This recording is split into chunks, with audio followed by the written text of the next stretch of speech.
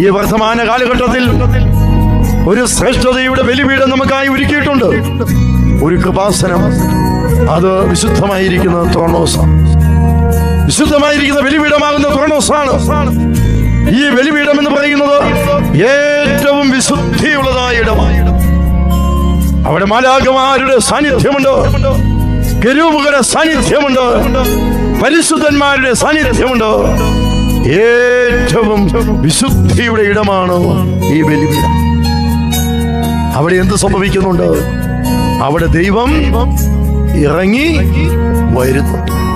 ദൈവത്തെ അനുഭവിക്കുവാനും ദൈവത്തെ കാണുവാനും ദൈവത്തെ സ്പർശിക്കുവാനുമുള്ള ഒരു വലിയ ഭാഗ്യത്തിന്റെ മക്കളാണ് നമ്മൾ പ്രിയപ്പെട്ടത്.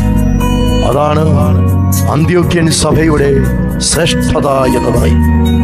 സത്യസുറിയാനി സഭയുടെ ശ്രേഷ്ഠത എന്ന് പറയുന്നത്, അഗ്നിമയന്മാരെ നോക്കി വിറച്ചിടുന്നു, അവനെ മേശയിൽ അപ്പം വീഞ്ഞുകളായി നീ കാണുകയാണ്.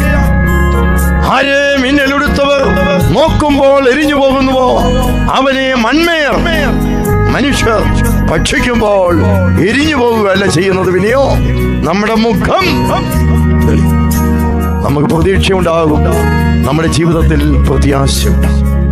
നമ്മുടെ ജീവിതത്തിന് വലിയ പ്രതീക്ഷയും പ്രത്യാശയും നിറയും പ്രിയപ്പെട്ടവരും ഈ ബലിപീഠത്തിന്റെ അരികിലേക്ക് വരുവാൻ നമുക്ക് സാധിക്കും.